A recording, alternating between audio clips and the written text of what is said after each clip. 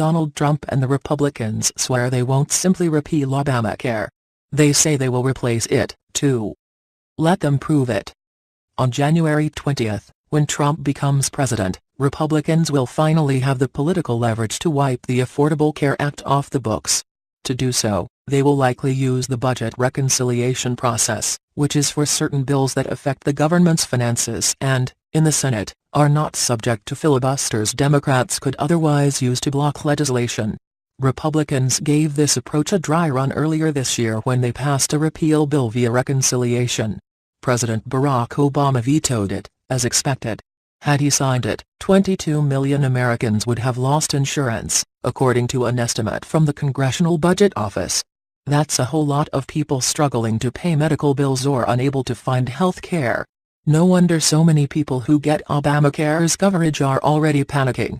Of course, Republicans always insist they will replace Obamacare with something better.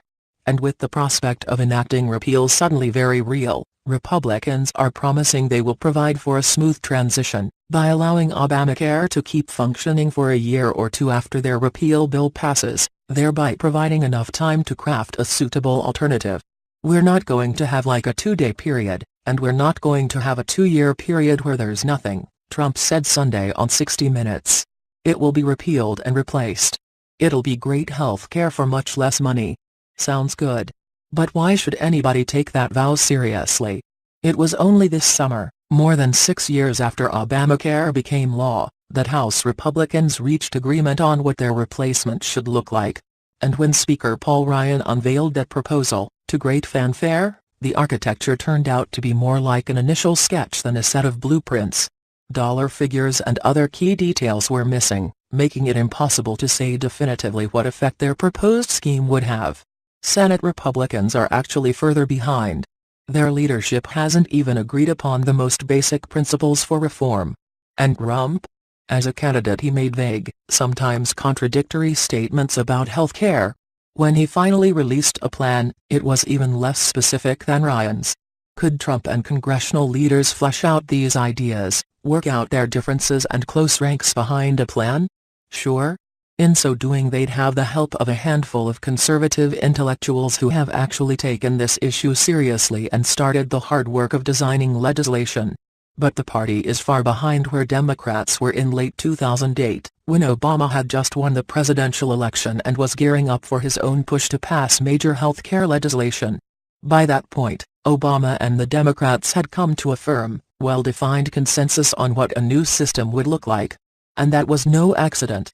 They had literally spent years having serious conversations among themselves, and with advocates and experts, in order to find common ground, get a sense of what would work as policy, and build the political support everybody understood would be necessary for such a complicated and controversial undertaking.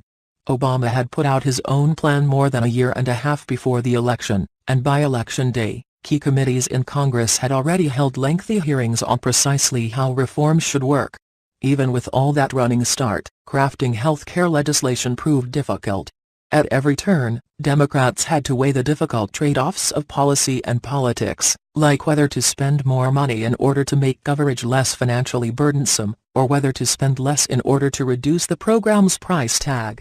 The end result was legislation that, although true to the original concept, was full of compromises made in order to keep the Democratic caucus together, to keep hostile interests at bay and to grapple with policy complications nobody had foreseen. Many of these compromises have contributed to the law's shortcomings. If the program's insurance subsidies had been more generous, for example, fewer middle-class people would have experienced rate shock, and the markets as a whole would be more stable. That's the reality of legislation, and Democrats shouldn't whine about it. But it's a reminder that GOP boasts about an Obamacare replacement are utterly meaningless until Republicans have run the same legislative gauntlet and come out the other side with a bill in hand. For all of Obamacare's real and well-publicized problems, it has also had enormous successes, including not just the coverage expansion but also efforts to improve the quality of medical care. One reason those achievements get relatively little attention is that everybody, politicians, the media, the public at large, compares Obamacare to mythical alternatives that don't even exist at the conceptual level, let alone as finished legislation. The great Republican Obamacare replacement is an example of this. With time and actual work, maybe Republicans can come up with a better system. Maybe they can't. Or maybe, after mulling the possibilities, they would decide simply to modify the law, while still calling it repeal, in ways that actually improve coverage and costs. Who knows? Maybe they'd even find some Democrats to go along. Anything is possible. The point is that a change this consequential shouldn't be a total mystery.